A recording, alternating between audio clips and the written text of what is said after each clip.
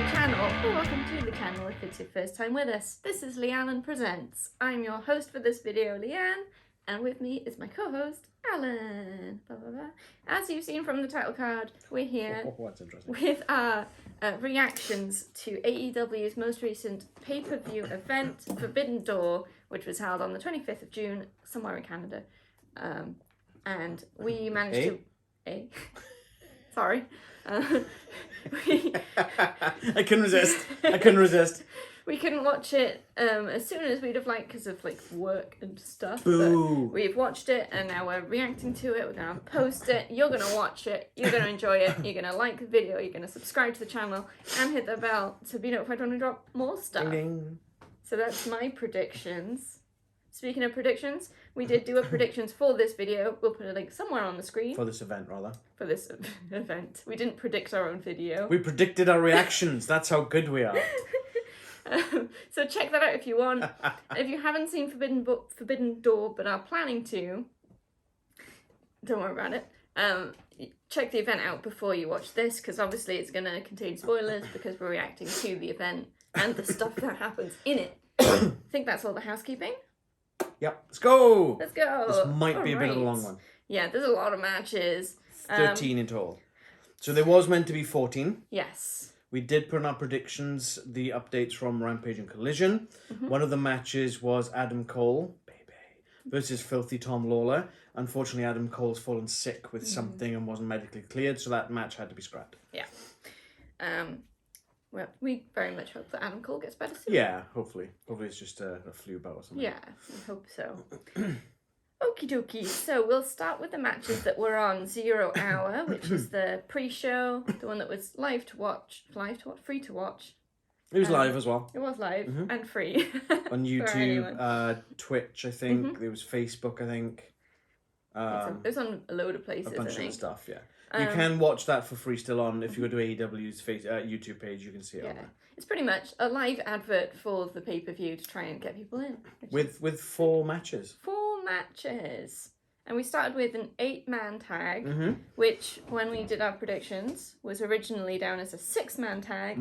Not sure when they added the extra 2 people, but they did. So we had the Mogul Embassy versus El Desperado and Chaos. Yep. Oh goodness, okay. Autocorrect has already ruined me. Don't worry about it. I wasn't like massively invested in this match, I'm gonna be honest. I think it doesn't help that it was the first one. I sort of come straight from work and we're watching it, so I'm sort of not quite yet in the mood. But that's partly what these matches are for. It's to sort of hype you up, build you up, and it's got to start slightly slow. So it's because a lot of people are still arriving in the arenas and people aren't tuning in just yet, so they don't want to start with like the top stuff. But it was a good match. There was a lot of action in it, and a lot of people and a lot of skills shown. So yeah, I mean, I haven't got a lot to say about it. No, it's a decent opening match, but it wasn't anything special. Yep. Nothing really stood out to me. No, neither to me, because I didn't write much. The finisher was Swerve getting a foot stomp on Rocky Romero and pinning him to win. So the Mogul Embassy won. Yeah. In predictions, Leanne got that one right. I did not. Yes, I'm off to a flying start. On a technicality, I was predicting it as a trios match, not an 8-man. So was I. We had the same conditions. Yeah. But I think if I'd known it was Chaos and not just Roppongi Vice. Yeah, this is the problem. And that's the thing, you know. Predictions having to be a bit ahead. I believe the original Embassy members didn't include Brian Cage. If Brian Cage's thrown in the mix, that's going to change a lot of predictions. It really does. And I think that comes into play with a couple of the matches from this event, with this sort of things that we weren't aware of that would have maybe changed our predictions. But we're going to be honest, stick to our predictions. And I would be saying that because I'm in the lead now. For now. For now. You've already tallied it up. I'm not going to look. All right. The next match is a quarterfinals match in the women's run of the Owen Hart Foundation tournament. And we've got Billie Starkz versus Athena.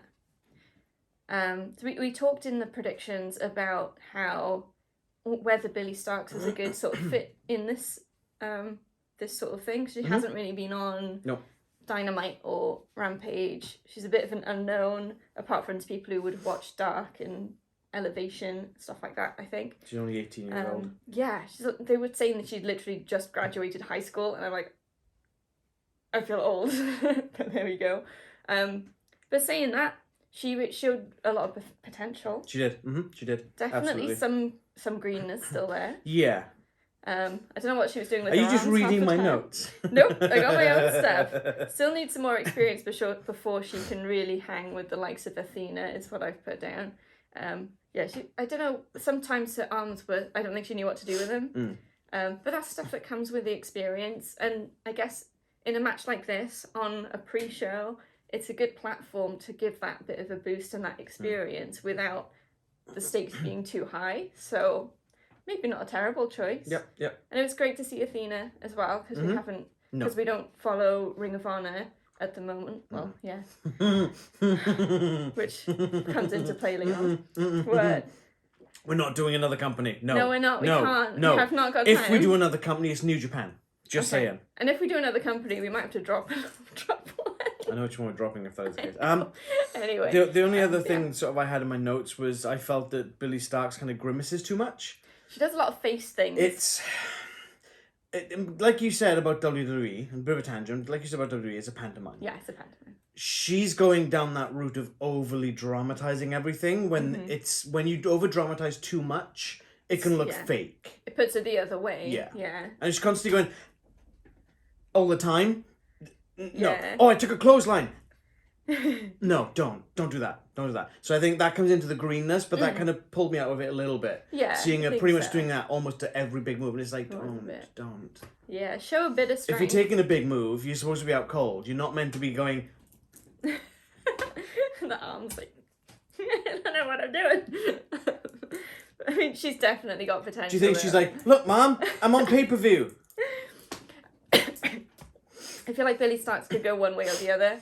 She's in that sort of stage where either she's going to become really popular and skyrocket, or she's going to fade into obscurity. So she's either going to sky blue.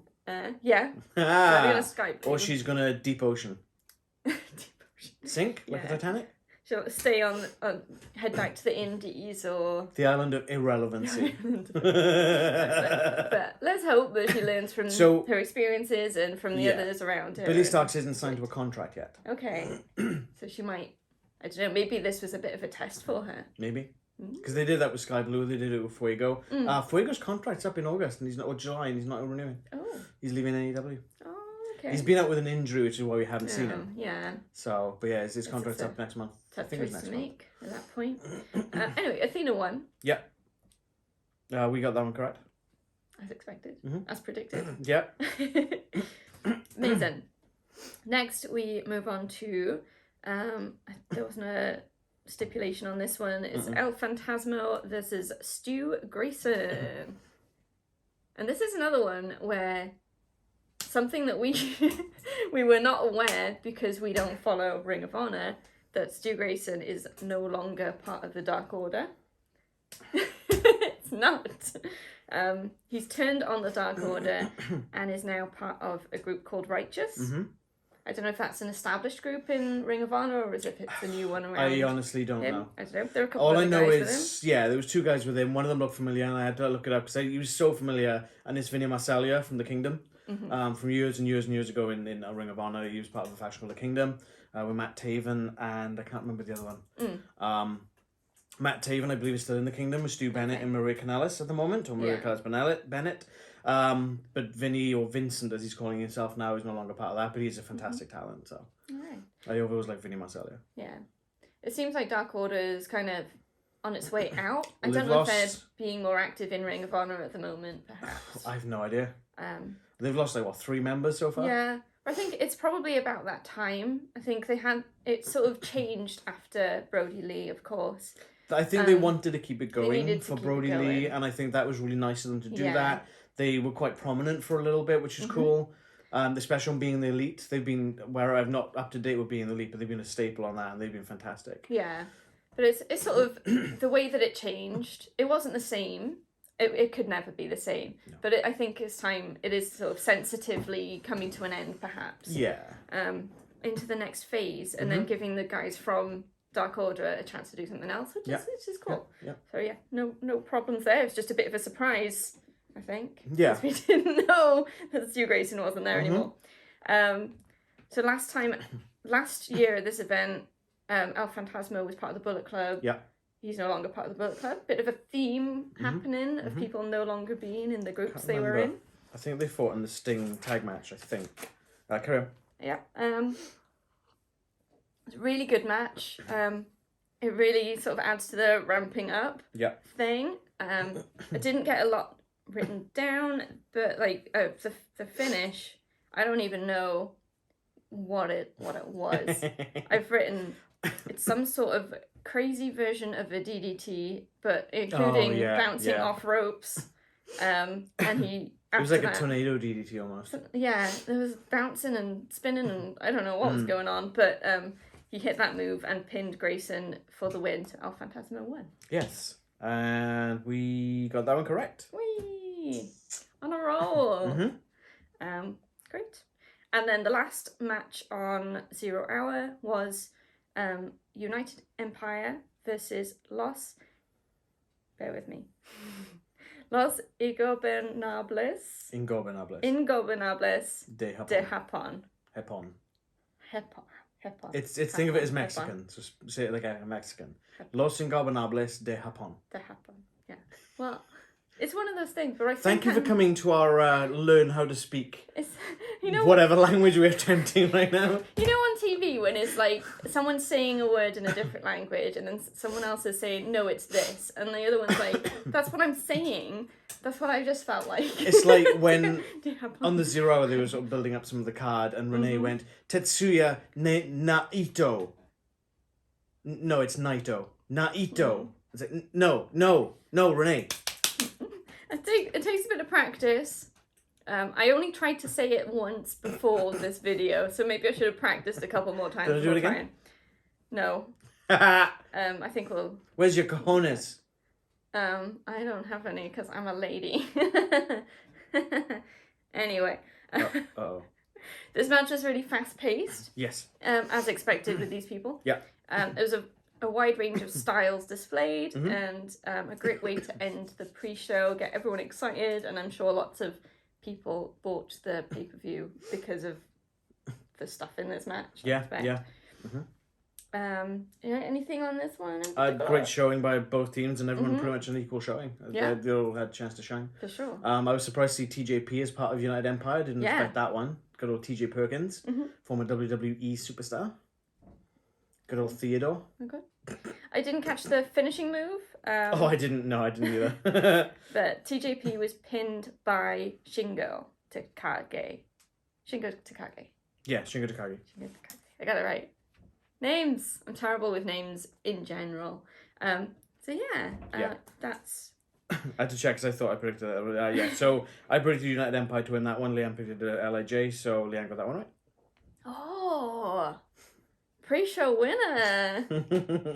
I'm not used to this. It's so probably Leanne, not going to last. Leanne, it's all about the main event. It's all about the main show. The main Oh, you're just going by the main event? No. It's time for the main show. The main show. Oh, Forbidden Door. We're here. We're opening that door. Forbidden Door, we are in you. What? We walked into the door. We're in the Forbidden Door. We're in you. First match, as promised by MJF, is MJF versus Hiroshi Tanahashi for the AEW World Championship. So MJF claimed that he was only going to do the match if it was first because he didn't want to stay in Canada. Just to get the hell out of Canada. And he had other reasons. What a heel. It's the best heel though. He's so good. MJF has a robe that on the back it says New Japan is mid. No, New Japan is an indie. Oh, the font. Yeah, it's a difficult font to read to be fair. Yeah, so New Japan is mid. You got me at it now. Is an indie. Is an indie. Yeah. Even like the commentators were like, indie, for anyone who doesn't know, is an independent promotion. That is not what New Japan is. Definitely not.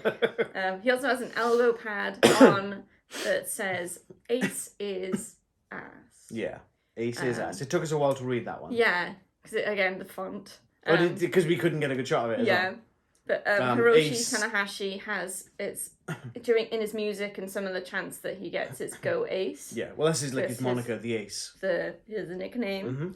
So yeah. Good first match. Yes. It's fairly slow pace. Yeah. But some. Tanahashi's getting on a bit, so. Yeah, and MJF isn't. He's not like a super quick. He's very much of the style of slow the pace down to his level. Yeah. So he can be in control, as a heel would do. Yeah. There's a point where MJF tries to leave, and Tanahashi responds by getting the crowd to start chanting "You're a coward." Yeah. Which obviously makes him come back because he doesn't like that very much. I liked that there were a couple of times where MJF was sort of trying to goad or trying to lure Tanahashi in by doing the whole like begging, please don't hit me, I'm hurt. Yeah. And going for the handshake sort of thing. But Tanahashi saw right through it. He's a vet. He knows what's going on, which was good. And then MJF manages to get his championship belt. The BBB, the Triple B. The Triple B. The ref sees him, quite because he's doing it quite obviously, takes the belt off him. But while the ref's back is turned, Tanahashi tries to get a pin, but the ref can't see. And at that point, Tanahashi goes to call out the ref, so sort of backs him into the corner, yelling at him a bit. MJF pushes Tanahashi into the ref, and then during that distraction, the Dynamite Diamond Ring comes out,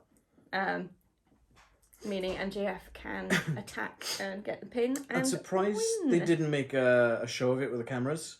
Because they usually sort of zoom in on the ring or what MJF's doing. It's quite subtle. You could tell it until was he there. started doing this and putting it back in. Yeah. It's in his pants. It's gross. Like, how tight are your under shorts, your underwear for that, to not have that ring slip out? Or is there like a pocket? You might have an inside pocket in there, built in specially. Because I'd be afraid of that thing just slipping out. Because those shorts he wears are not particularly big. No. You know? No, there's not much. They're trunks. There's not much room. No. For extra rings. And it's got to get like sweaty and gross. Can we? Okay, we need to move off this line of. Okay. We've got to move off talking about MJF's pants. Cool. I thought it was a good showing by both. It was a really good opener. Tanahashi going to the top rope looked a bit sloppy because he went up there twice and he kind of slipped almost twice. Was that where they made the reference to the the New Japan turnbuckles being like boxing ring turnbuckles? So that's how they got away. So you've got the three, and it's just one strip going down all three, not three individual. Which may have some effect on where you put your feet.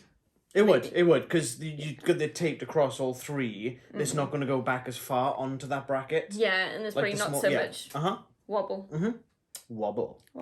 We both guessed MJF. Well, I say guess. We predicted MJF to win, and we both got that right. Nice one. All right, then we move on to the quarterfinal. Here we go. It's another Japanese name for Leander Slaughter. Goodness.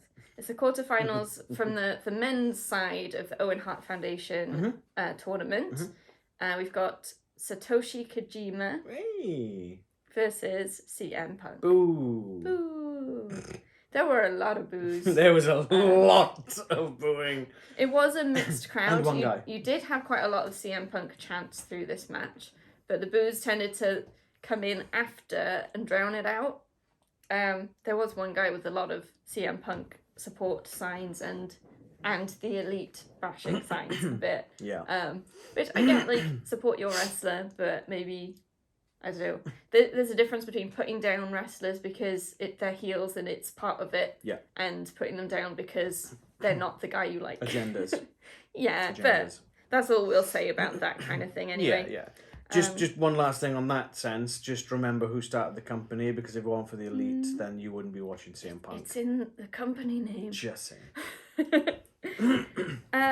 It was a good match. Yes. Kojima's amazing. Oh, he was impressive. It's the first time I've seen him as well. It's just like, oh my god. He's really this good. This guy's great. There's some really fun moments, and one way or the other, the crowd was riled up. You didn't have anyone who is like on the fence or not with it. Either you were right into it on CM Punk's side or right into it on Kojima's side. So the energy was crazy. We had some Pepsi sucks chants. CM Punk famously being a huge fan of Pepsi, so much that he has the tattoo of the Pepsi logo, which is an interesting choice for anyone. But yeah, Pepsi sucks chants. Just hit him where it hurts, you know? Yep. Interesting moment where Kojima went to the top and went to do a flying elbow and overshot a little bit. And CM Punk got it right in the beanbag. Right in the Pepsi cans. he was definitely, he needed a minute. So he's got a Cobra sign from G.I. Joe on the other one. Mm-hmm. He took that elbow in the G.I. Joes. Oh, I wouldn't wish that on anyone. And then coming to the finish, on his third attempt at the move, Punk gets the go to sleep on Kojima and pins him to win. It looked sloppy as hell though. It wasn't the best go to sleep. It looked awful. My exact terms were GTS looks like ass. Because that GTS looked like ass. Yeah. I don't think he had the grip quite right. Maybe he was still reeling a bit from his Pepsi cans.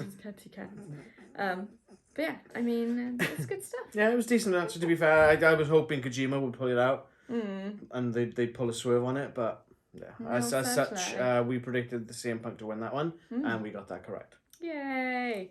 So following the match, he did have a bit of a weird moment where, like, Punk's throughout the match and leading up to it, he's sort of been almost heel leaning. He's been sort of not cheating exactly, but doing quite heel moves, cocky pins, that kind of thing. But then after the match, he sort of helps Kojima up and raises his hand in a sign of respect. And we're just there like, oh, he's going to get him. But he didn't. He didn't. He just goes. Yeah, that felt a bit weird. But then he gets to the top of the ramp and it's sort of unofficially official. Yeah. There's the it's unofficial. heel entrance and the face entrance. And whether it was a mistake or he's sort of keeping people guessing, he nearly went out the heel entrance and then was like, oh, I'm so embarrassed, and then went out the face entrance. I don't know if it's part of the story or not, but I mean, with the sign of respect after being a heel in a match, it feels like they're trying to keep you confused and maybe play to both sides of the like CM Punk spectrum. Yeah, maybe. I don't know. Appeal to everyone, I suppose. I think he'd probably be more tolerable as a heel. Yeah, because right now he's a face being a heel and it just doesn't work. Yeah, he needs to lean into the hate. He's a face in Chicago. Because that's his hometown. Everywhere else, as far as we've seen so far, and maybe it's not, he's a heel with a fan base, and every heel's going to have a fan base. So I think, they probably need to lean into that heel thing. I think maybe down the line, if Bridges amended enough, they could do a storyline between him, the Bucks, and Kenny. Yeah. But whether we get to that point, I don't know. You have to fix the real life stuff before you can get to that place, because it's still very raw from the sounds of it. Yeah, well, it's not even been a year. It's not been a year yet, so. What a world! Crazy times. Anyway, next match we've got for the International Championship. Orange Cassidy versus Daniel Garcia versus Katsuyori Shibata versus Zack Sabre Jr. Yep. It was quick. Oh God. This thing was nuts. I thought I was watching on fast forward for parts of it. Yeah. It's quick and just like non-stop. Yeah. Beats after beats. You don't want to blink. Yeah. I literally put don't blink. Yeah. For sure. Excellent storytelling, brilliant ring work from all four guys. They very much paint Garcia as the underdog. He's the only one that's going into this match without a championship. Yeah. Well, we did discern, I can't remember if we put this in the predictions, I think we found out afterwards. We did find out that Daniel Garcia is actually the PWG World Champion and has been for some time. But I'm guessing PWG won't allow their belt to be shown on AEW because I think they've got their own syndicated show somewhere. Okay. I'm not 100% on that one. Must be that, because they were using the line that he's the only non-champion in the match, so it's sort of in the AEW storyline he's not got it, I suppose. Yeah, I guess so. But there were moments you had Shibata and Sabre Jr. just like going at each other, and Garcia coming in like, I want to be part of this, trying to get in on the fight, and they just shoving him away. Pie facing him out of the way. It's like, oh my goodness. That stupid dance that Garcia does, though. It's like, come on. Really? It's so bad, but at the same time, it's the way he shows that he's still in the fight, so... Well, no, it's a way to show that he's an entertainer, not a wrestler. Yeah, it does both. Yeah. Because he's like, he gets chopped, and then he does the dance. Like, yeah, I'm still here. You can't face he me. didn't do this fight? Rip his pants. He didn't rip his pants. They Thank did God reference it on commentary, which... Yeah. I mean, come on, guys. It must have been embarrassing for the guys. Sabre Jr. and Shibata did seem very much fixated on each other for most of the match. I feel like they potentially... Because Garcia's the underdog, Orange Cassidy's the, like, comedy character. So they see the other one as the main threat, which... means they're overlooking and underestimating. I mean, they're both champs. So Zack Sabre Jr. is the New Japan TV champ, and Shibata is the Ring of Honor Pure champ. So they're both established guys. They've both got titles, and they both want to add to that title collection. Definitely. And so they wanted to take out the biggest competition as they saw it. Well, the only competition as they saw it, I guess. Yeah. As you say, Orange is seen as a comedy character, and Daniel Garcia is the underdog, potentially as a comic character as well, with the dance and the entertainer thing. So it did start with Orange Cassidy doing his little gentle kicks off, just all of them in turn. And then they started passing his foot around, and it's like, what's going on? It's fun. Okay. You gotta get the comedy in there. Sabre Jr. has some crazy looking submission holds. He does. Yeah. I don't even know what was happening half the Zack time. Sabre Jr. is really good. Crazy. Really, really good. Just the skill of that man, just like knowing what works and what looks good on camera as well. And the jump manipulation as well, going after Orange's hand and fist and elbow. Crazy. Okay then. And coming to the finish, and it's not anything in between. All right. Incredible all around is what I got. Don't blink in incredible all around, because I didn't want to... Yeah, that's the problem. You don't want to write notes, because you're going to miss something to write notes about. So Shibata hits the PK, which was... Penalty kick on Garcia. But then Orange Cassidy rolls Shibata out of the ring, rolls up Garcia, and wins. He steals it. Definitely, completely steals it. If Shibata and Zack Sabre Jr. hadn't been fixated on each other, maybe they'd have worn Orange Cassidy down more and had more of a chance. But they overlooked him, and underestimated him, and he got it. So you predicted Daniel Garcia to win that one? I, on the outside, went for Zack Sabre Jr. So we both got that wrong. This is fine. I should have gone for Orange. I knew I should have gone for Orange. They would have gone the safe option, but... Hindsight. This is why it's a prediction. So following the match, Zack Sabre Jr. gets his title as well as Orange Cassidy's title, and he gives Cassidy's title to him, but he's saying, we're not done. Yeah. So they're going to fight again. And then also you got Shibata coming into the ring with his title. And they're all like, anytime. I'll take you anytime for this one. I'll fight you for that one. And there's just going to... It feels like they're just going to keep on going. At least between those two. There's going to be more in the future. And we will probably miss it. Because it won't be on AEW. I don't know, it might do. It might. If it's for the International Championship, they probably will be. Yeah. It was good. It was a great match. Fun times. Ooh, what if? So Zack Sabre Jr. is British. Yes. What if they hold that for All In? Have the Brit win the title at All In from Orange Cassidy? That'd be cool. All right, next we've got the match for the IWGP World Heavyweight Championship.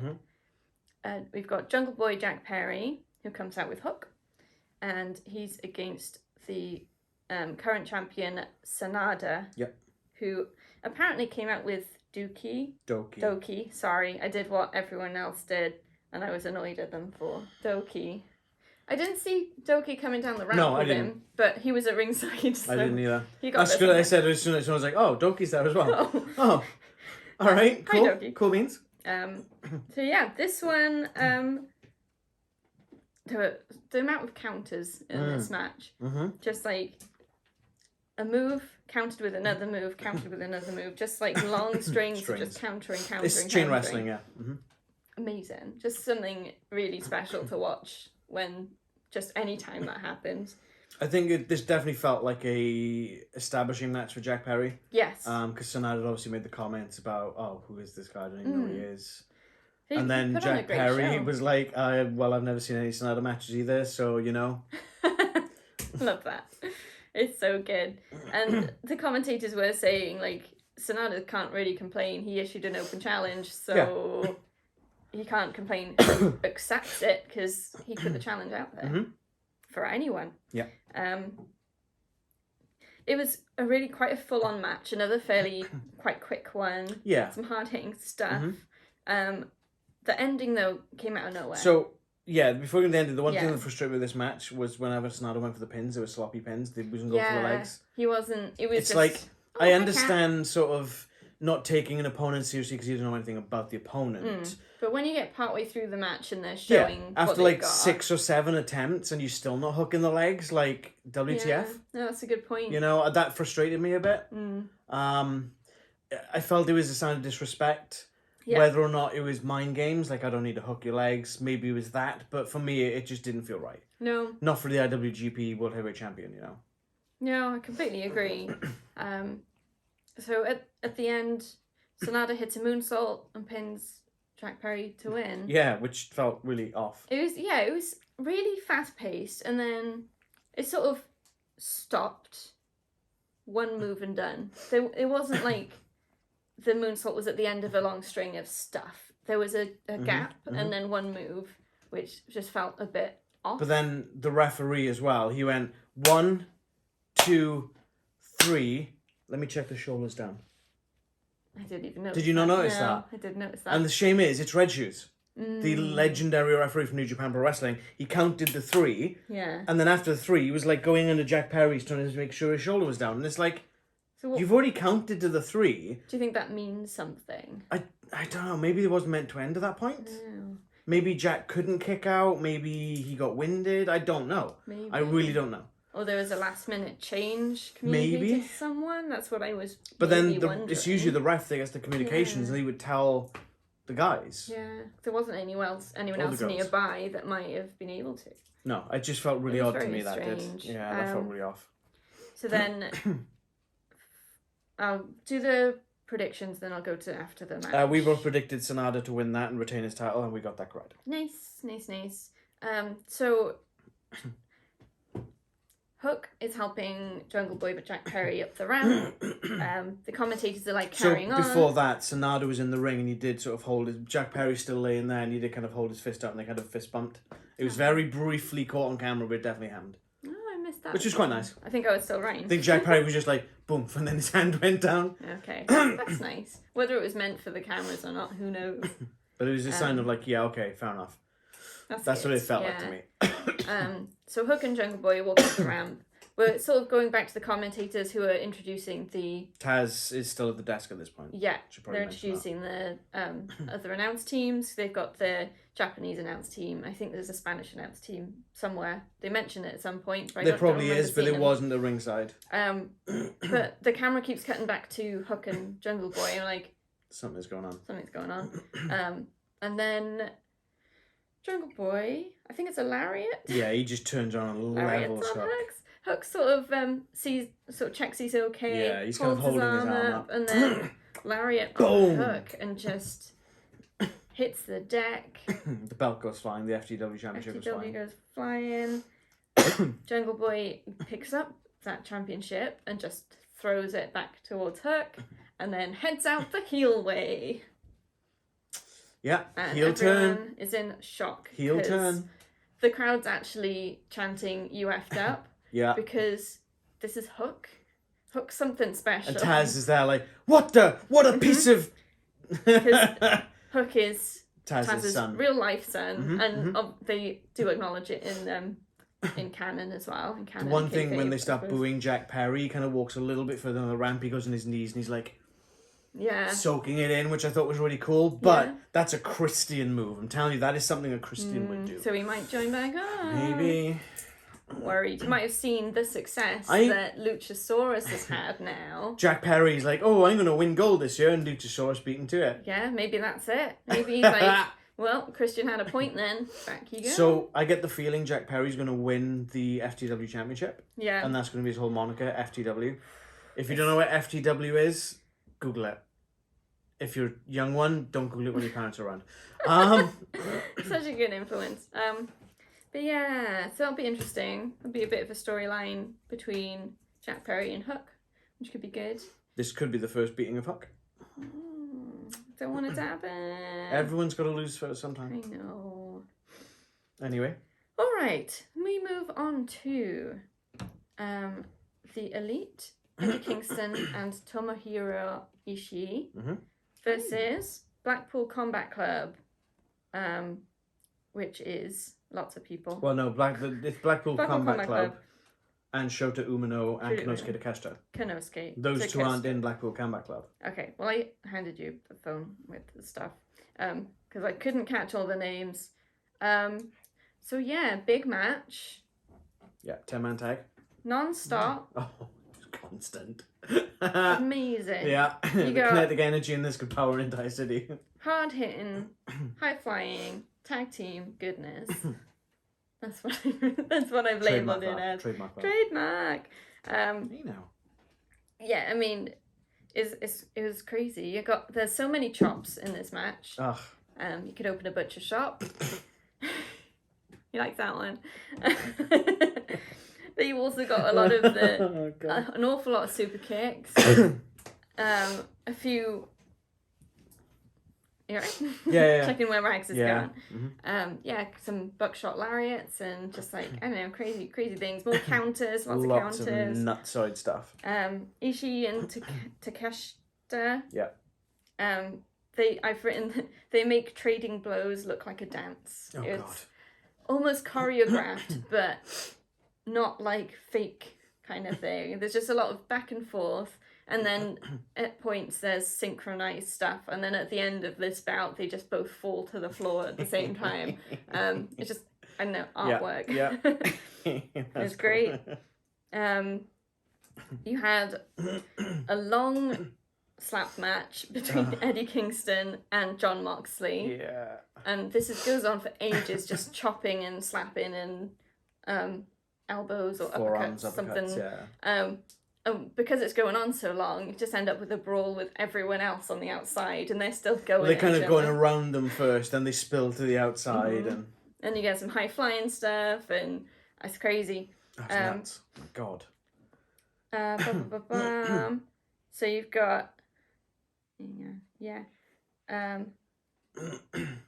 don't know what I've written. There was one point though where Eddie Kingston came to Jon Moxley's rescue and took a move. Went like on yeah.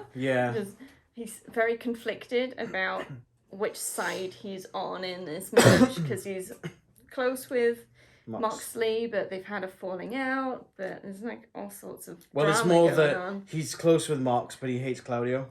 Mm. I wouldn't say they've had a falling out. Yeah, I suppose. It's a bit awkward, yeah. It's a bit one of those. It's like a sibling rivalry almost. You love your brother, but you hate them at the same time kind of thing. Yeah, so he saves him, but it means that it could change the outcome of the match. But crazy stuff. Takeshita ducks out of the BTE trigger and suplexes both Bucks at the same time, which was quite nuts. Cool. Just like in tandem, off they go. It's pretty cool. And then to the finish, unless you got anything else specific you want to touch on. There's so much. The only thing I put on you is holy bleep because I just didn't want to take my eyes off the screen. If you only watch part, or if you watch any of Forbidden Door, watch this match. It's crazy. There's a couple of matches, but like we'll cover best match of the night when we get to the end. If you like tag team stuff, go for this one. Yeah, it's fun. Especially if you like the Elite, and who doesn't? Apart from CM Punk fans. Which is a whole thing. We know our friend James likes the Elite. Yay. Shout out to James. Hi, James. Thanks for hitting us in the comments every time. So the finish then, Ishii hits a sheer drop brainbuster on Wheeler Yuta and pins him for the win. I feel like it had to be Wheeler Yuta that got pinned. It had to at this point. If there's a weak link in that team, no, Shuma. Yeah. Umino. You sure? Yeah. Okay. I think he probably could have taken it. Konosuke definitely couldn't. Moxley couldn't. Claudio couldn't, because the person who would pin Claudio would be like, well, I want a title match. Yeah. But then they could have done that to further the story with Eddie, but obviously they didn't do that. No. Rex, what are you doing? I think, yeah. Yep. Good stuff. I'm surprised it was Ishii that got the pin, though. Yeah. It was nice, but I'm surprised. Yeah, it could have been. Oh. The good thing about this as well, obviously CM Punk came out under a massive round of boos. As soon as Wayward Sons came on, the crowd just started singing so loud that it gave me chills, and it was amazing. It's the elite. It's an elite crowd. And we're going to be seeing that in 2 months' time, and it's going to be electric. It's going to be so good. Anyway, how'd we do? You predicted BCC to win. Mm-hmm. I predicted the Elite to win. Oh no, he's Here catching up. He's catching up. Here we go. Kicked out a 2. Kicked out a 2. We'll see.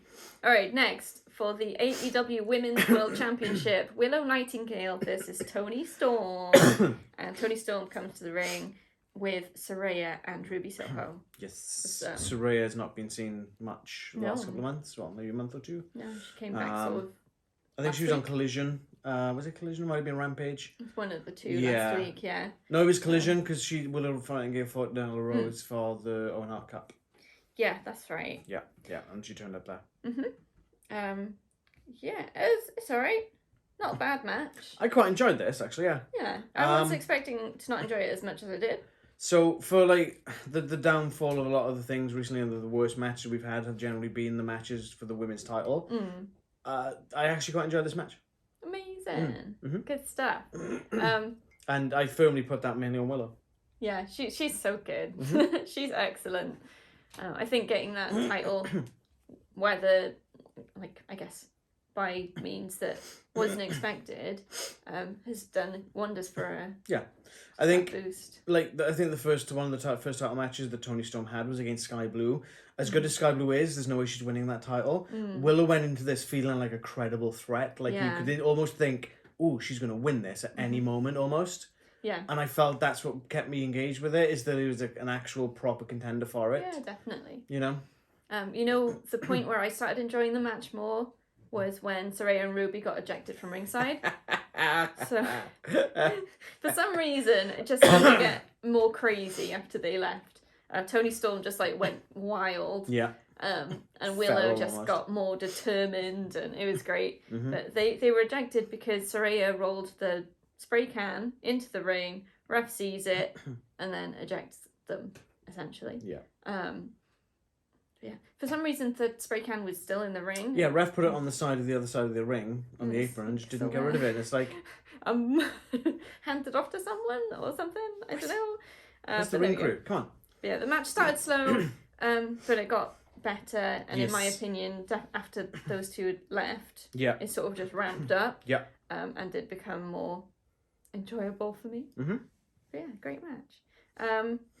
So the finish,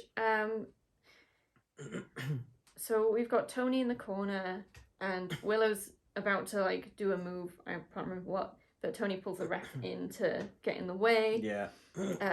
So while Toni is recovering, while the ref's recovering, Toni Storm rakes at Willow's eyes and then rolls her up for the pin and wins. It's annoying shenanigans at the end. Yeah. Yeah. It is, but it's still Toni Storm. So yeah, Toni wins and retains. Yeah, and we both predicted Toni Storm to retain, so we both got that correct. Amazing. Next. Are you ready for this one? Oh, God. We've got, for the IWGP United States Championship, Kenny Omega versus Will Ospreay. What a match. Oh my goodness. Oh my goodness. Just near falls, counters, insane moves, crazy recoveries. This went for at least 40 minutes, maybe pushing 45. They called the half time, so it was a 60-minute time limit. It was pushing 45. Nuts. It was long. There was blood everywhere. It was insane. It's a great match. Amazing. Again, it's one of those ones that you don't want to sort of take your eyes off the screen. Yeah. A couple of things that I noted that were just top notch. Kenny Omega was hung up on the top ropes, like middle in there. Oh, yeah. Ospreay hit a shooting star press. Yeah. On top of him. Yeah. On the ropes. That looked nasty. Ouch. And then followed it up with an Oz cutter on the outside on the apron. Mm-hmm. The hardest part of the ring, don't you know? Hardest part of the ring. We had Kenny getting his head split open with Ospreay ramming his head into the ring into the commentator's table. That sounded nasty. Obviously, the echo with it. It's like... That's probably hard way, right? No, I don't think so. Bladed? Well, if you remember, the camera angle cut away a lot on following what Ospreay Ryan said. And I mentioned it, Kenny's blading, because it's taken so long. They're kind of keeping off him for a little bit. Yeah. You had Will Ospreay taking a Canadian flag off someone in the crowd and using it disrespectfully. Picking his nose with it, all sorts. It's disgusting. Which is a throwback to Shawn Michaels and DX when he was feuding with Bret Hart.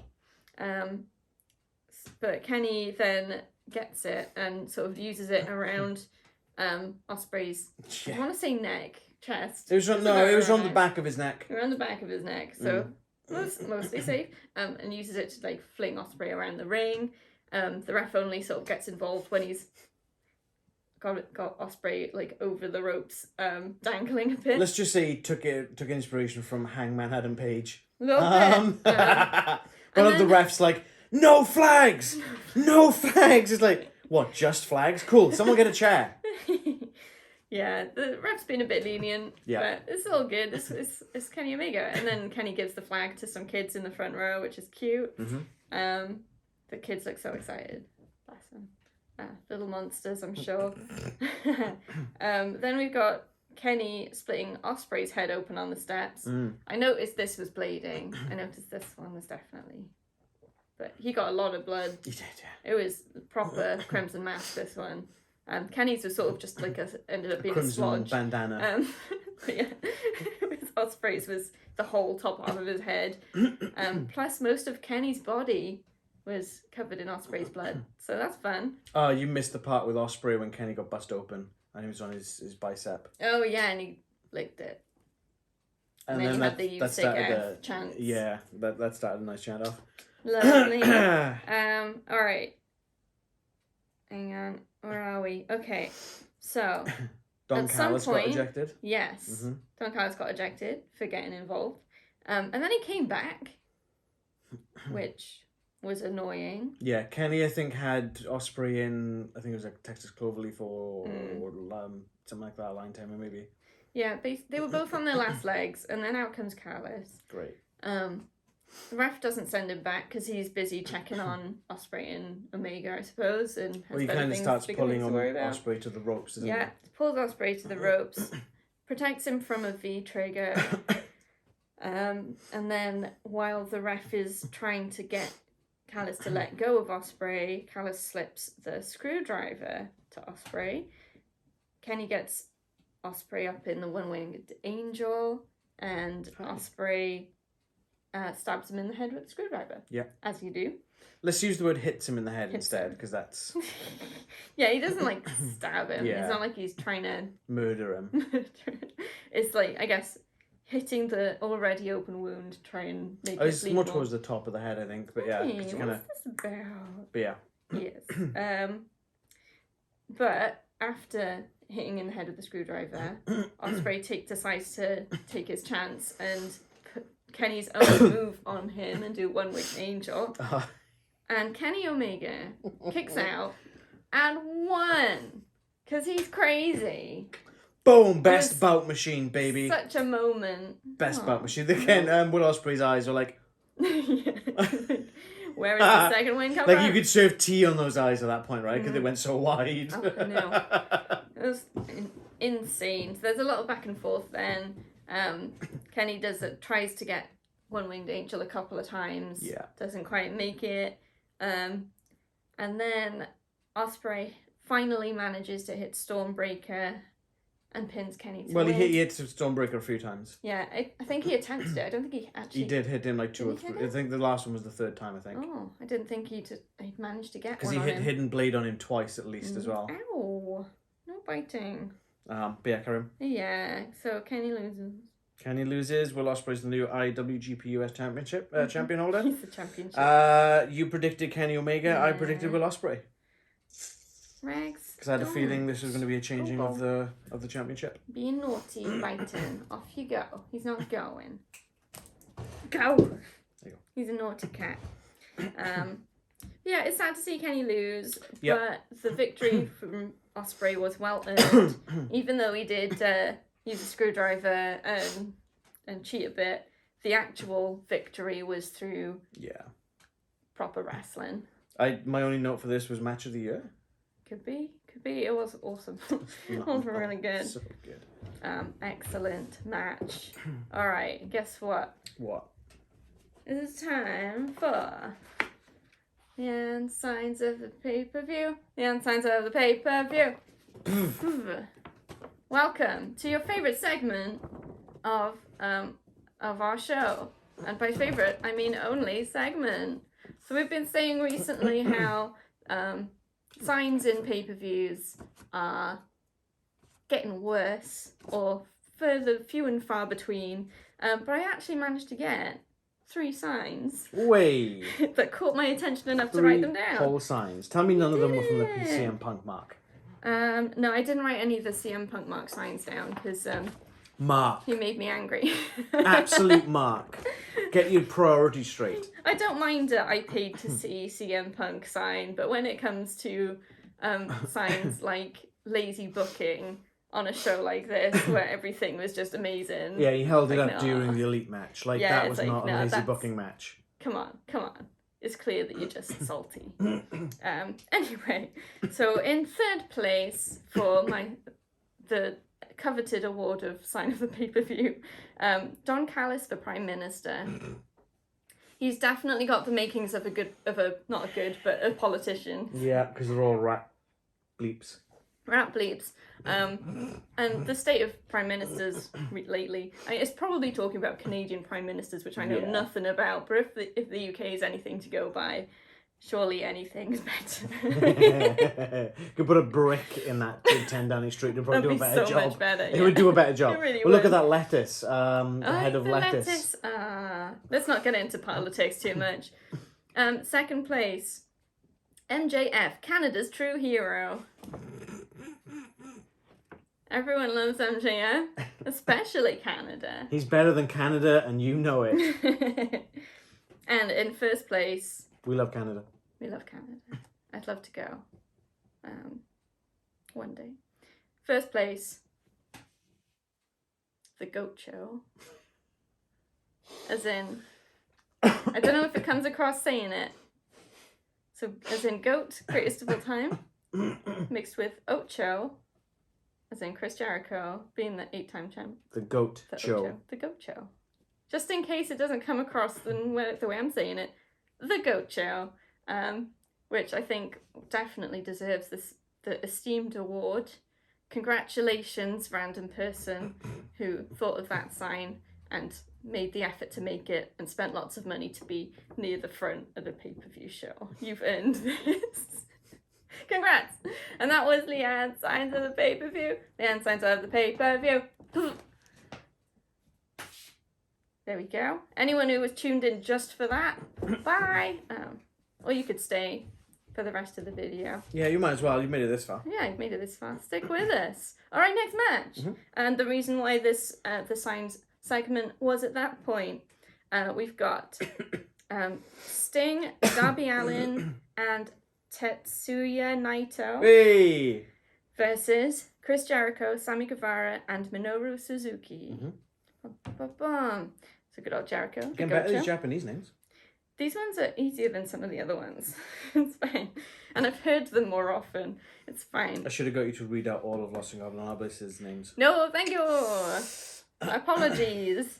Yeah, good match. It was fun. Yeah. Fun match. Definitely had more of the humour factor than some of the other matches we've had. Yeah. A lot of the what are they calling them? The Suzuki gods. Lei Suzuki gods, yeah. Doing the poses. You had all three of them at one point. Suzuki didn't quite know which arm to use. He made it. It was good. I really enjoyed. There was some great moments. I haven't written a lot of notes. I think I was too engaged. You had so Sting can still go.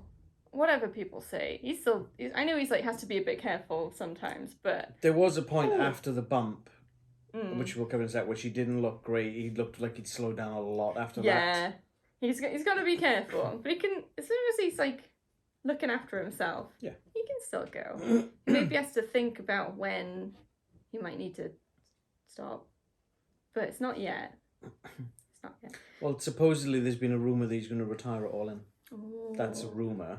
Ooh. Supposedly, at the press conference post Forbidden Door, he said he hasn't really thought about a date. Yeah. So it must be such a tough decision because you hear a lot of wrestlers saying that once you get into it, it's almost like an addiction, that crowd reaction that you just always want to go back, but you want to end while you'll still be remembered for the good, because like if you go too far, like Goldberg, you end up making mistakes and people can see you're not in your prime. So it must be such a tough call to make because they'd still feel like they're in their prime when they should really stop. Yeah. So hard. So I don't envy Sting that at all. No. There was Jericho gets a table out and sets Sting on it, lying down, and then instructs Sammy Guevara to hit a 630, and Sammy's just saying, we don't need to do that. Yeah. As in, like, we can win this without, like, putting people through tables and risking my neck to do it, sort of thing. But he does do it, protestingly. That move is insane, though. I don't know how someone can rotate that quickly in the air like that and know that they're going to land the right direction. It's the leg strength. Yeah. It's insane. You've got to push off with enough force, I think, to be able to... like he's being launched out of a giant rubber band or something. What was that toy thing? Is a bit past my time, but you had the disc thing and you ripcord it. Oh, Beyblades. Yeah, that. It's like a Beyblade, human Beyblade. Sammy Guevara, the human Beyblade. That's crazy. Baby. But yeah, I think after that, Sting slowed down a bit. Oh, yeah. But he still seemed to get back in the ring much quicker than expected. But he did look sluggish after that. He did what he needed to do. Yep. Yeah, I'm not faulting Sting at all. You could see there was a tonal shift in the way he was moving. Yeah, definitely. Have you got anything else specific to talk on this one? I didn't think it was as good as I was expecting, to be honest. I expected Naito to get a lot more exposure. I expected Darby Allin to get a lot more exposure. Yeah, Darby Allin didn't get a lot, did he? No. There was a lot where he was like running back through corners, I think, to get Sammy. It's like not. He didn't do any coffin drops or anything, did he? No. Well, he did the plancha dive to the outside and he caught the elbow from Jericho. Yeah, that's right. And then they kind of just left it on Sting and Naito. Oh, you're right. And the same with Naito. Because he started it off and he was starting really good. He was sort of countering most things that Sammy was doing, and then he got in there with Jericho and he got in there with Minoru Suzuki. What do they say? That even though it's Sting's first time in a match with Jericho, Minoru Suzuki and Tetsuya Naito fought each other like 80 times in the past. It's like that. That's a hell of a number. 80, not 80, not 18, 80. It's like, what? Crazy. Crazy. And Tetsuya Naito? Oh, yeah. Yeah.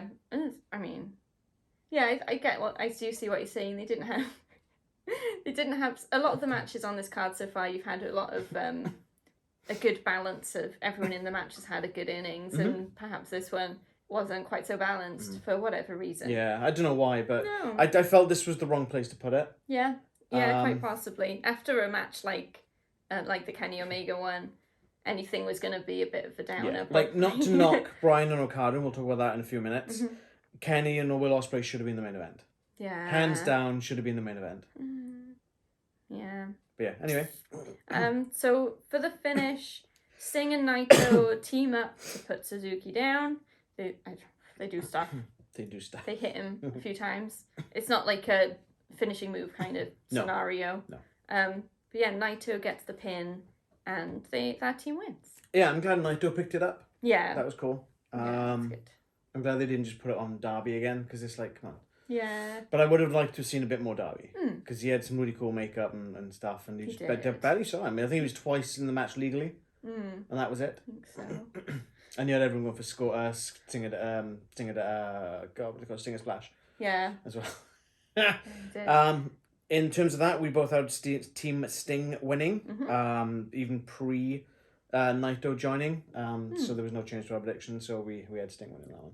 The one thing you said about Naito, once he sort of turned up on Collision, you were like, he's got crazy eyes. He does have crazy eyes. There's just something about him on his entrance, where he's just at the top of the ring in just all white. His hair's all crazy, and he's like, I don't know if the crazy eyes is like deliberately a thing or if it's just him. I think it's just who he is. I love the gear as well. He comes to the ring and he's taking his jacket off. He's undoing his buttons. He's unzipping his trousers. Oh no, they were poppers.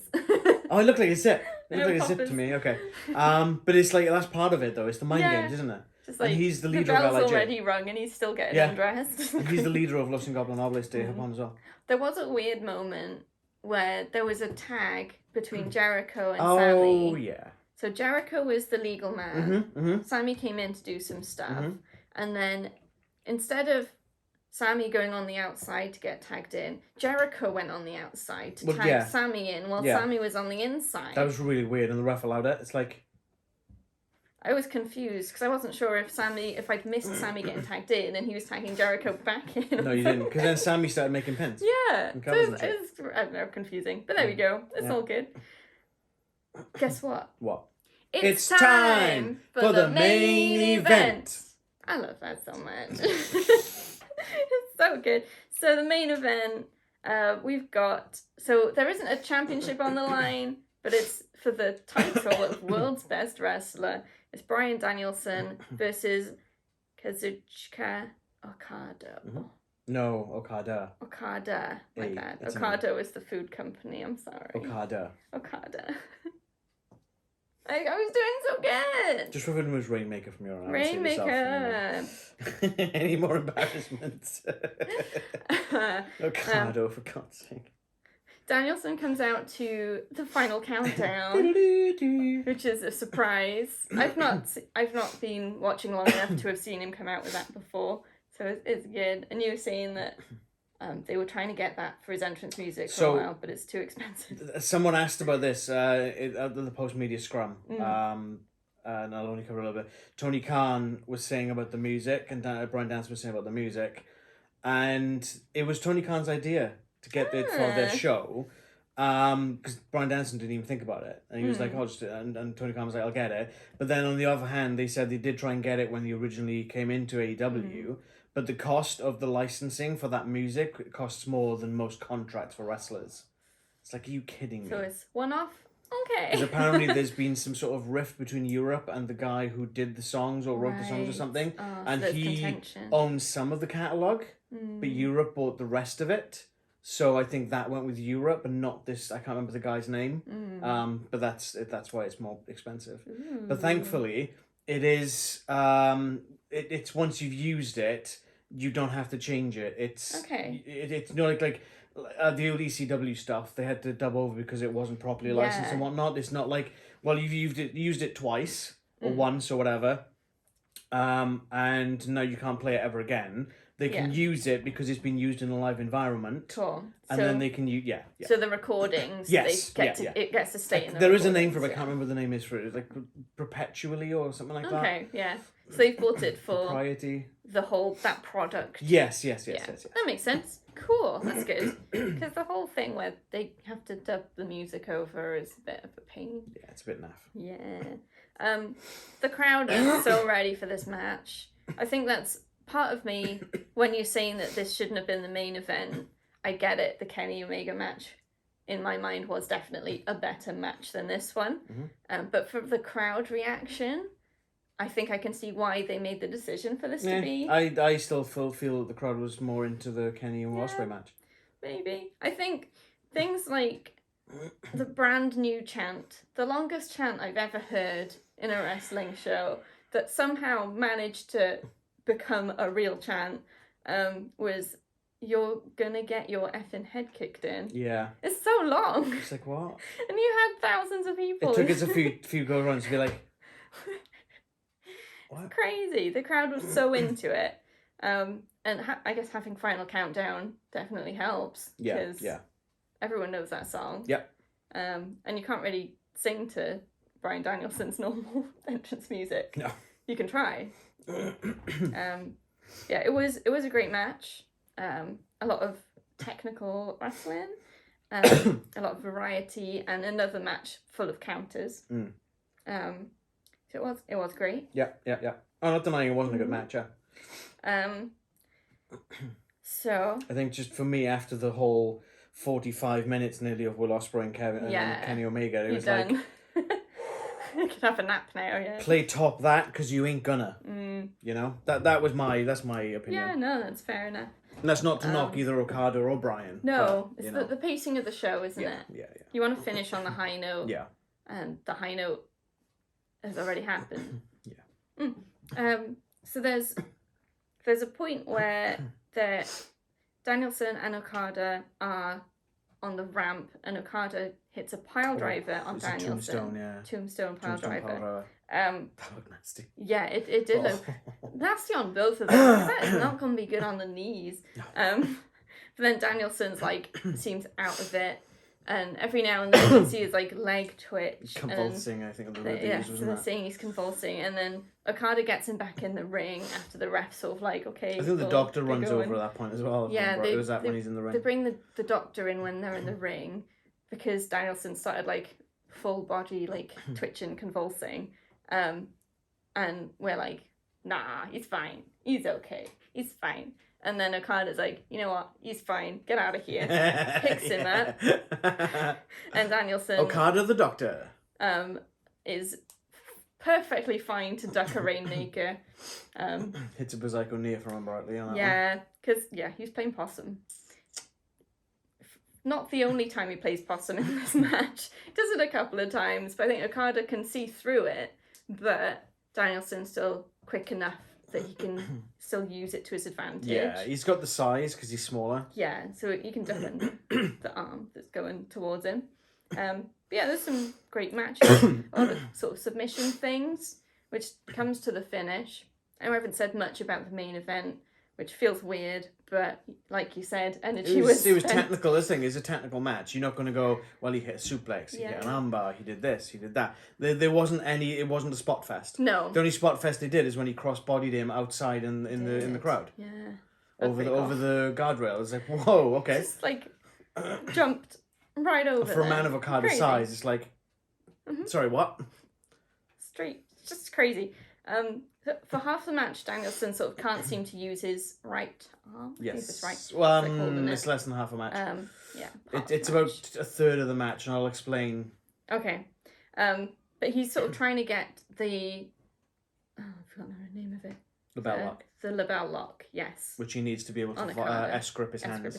But when he realises he just can't get that move in well enough, he does something weird. I don't think it has a name. No. He gets he kind of stretches that both other arm back. arms, and then he's got his legs tangled around, and all sorts. It's just limbs everywhere. Which eventually Okada taps to, and Danielson wins. But I don't know. It'll get a name. It's probably a tangled squid or something. Squid. That's what I'm gonna call it. It's the tangled squid. In terms of the predictions, we both predicted Okada to win this. We both got this wrong. Oh. As such, the grand totals, you had 9 matches correct. I had 9 matches correct. We tied. I'm happy with that result. I usually lose. So. At the post scrum, yes. Which if anyone knows how the scrums work, you kind of know where you won the last match because oops, my bad. They talked about the song Final Countdown by Europe, and then they talked about Bryan's arm. Yeah. The doctors and he suspected he's fractured his forearm. Oh no! With about 10 minutes left to go in the match, which is how I know it's about a third of the match left. Because they went for about genuine injury. Yeah, so I did wonder. It looks like he might have fractured his arm. So that leg submission then. That was genuine. That was genuine on the spot. I have to get a submission in, but I can't use my arm. What do I do? I'll just Tangled squid. Yeah, which is why he's just kind of holding it like this a lot of the time. I was wondering if it was work or shoot, but they're estimating, I think he said estimating about 6 to 8 weeks. Okay. But that does also kibosh the original thought process of having a blood and guts match to blow off this whole BCC versus the Elite. Because if Brian can't take place in it, do they get someone to substitute him, or do they just drop members down? Interesting. I don't know. But yeah, so the thing is, he might have fractured his arm, and we'll probably find out at some point later today or tomorrow, because of American time and Canadian time. Yeah. Well, there had to be an injury. yeah. Only one that I know of, so. Crazy. Good stuff. Okay, so Leanne, what was your most liked match on the card? What did you enjoy the most? Kenny Omega versus Will Ospreay. Oh, hell yes. Definitely. Absolute barn burner, match of the year. Should have been main event, hands down. I don't care what anyone says. Come fight me. I don't care. Come fight me. Okay? It definitely was. Worst match of the night? Athena and Billie Starkz, if we're allowed pre-show matches. Yeah, we're allowed pre-show. Yeah. I think for that, it's either that or Mogul Affiliates versus Chaos. Yeah. Because a lot of it was like, what the hell's going on? Why is there 8 men in this match instead of 6? Because it was back to the trios match. We were quite distracted, but we did skip part of the talking bits in Serial Hour. Well, they didn't build up the matches. They were building up the main event, not... I wasn't sure if they would have mentioned it. Not that I know of, because anything I skipped was, this is MJF versus Tanahashi, this is Bryan Danielson versus Ricardo, this is Kenny versus Will Ospreay. Yeah, because they didn't mention it in commentary, or we'd have noticed. Nope. So. But then looking back, when I saved that image to do the videos yesterday, Sunday, day of the event, because this obviously is recorded this late Monday night, I'd look back on it and it is an 8-man tag. But when I look back at Collision, they advertised it as a trios match. So it was sometime between Saturday night and Sunday night. Interesting. Yeah. Interesting. Maybe Chuck Taylor just went, what the hell's my match? Yeah, maybe. And Brian Cage is like, what about me? Yeah. Okay. Okay. There we go. That was our reactions to AEW's Forbidden Door. Thank you so much for watching. Please like this video if you liked it. Subscribe to the channel. Hit the bell to be notified when we drop new videos. Comment down below what your favourite match of the event was. Or your least favourite. I'm not going to ask more controversial questions, so that's fine. I'm not going to say anything about CM Punk. Okay. Follow us on our socials. Our link tree is in the video description. It'll take you to Facebook, Instagram, and Twitter, and also has links to our most recent videos in various categories. On our socials, we put up weekly posts saying what's coming up, as well as clips of videos to let you know what we've done and a little bit of a sneak peek. So yeah, chat to us on there. Chat to us in the comments. And before we sign off, Swerve Ball, what's next, Liam? Swerve. It's hang on. It's Money in the Bank, WWE. Yeah. Which is coming up this weekend. Correct. So we'll be doing our predictions for that. Correct. In a couple of days' time. As you're watching this, it'll be the day after. Yeah. They will tomorrow. be up on Wednesday. Yes. So we got some. We're mostly up to date. We've got a couple of WWE bits to finish up. No, we don't. We know tonight's Raw to watch. Just Raw. So yeah, do tune in for that if you're interested. Even tune in if you're not. Check it out. See what's happening. We're fun. We're fun. And sometimes there's a cat. Awesome. There isn't right now. Thanks again for watching. Until next time, keep your squids tangled.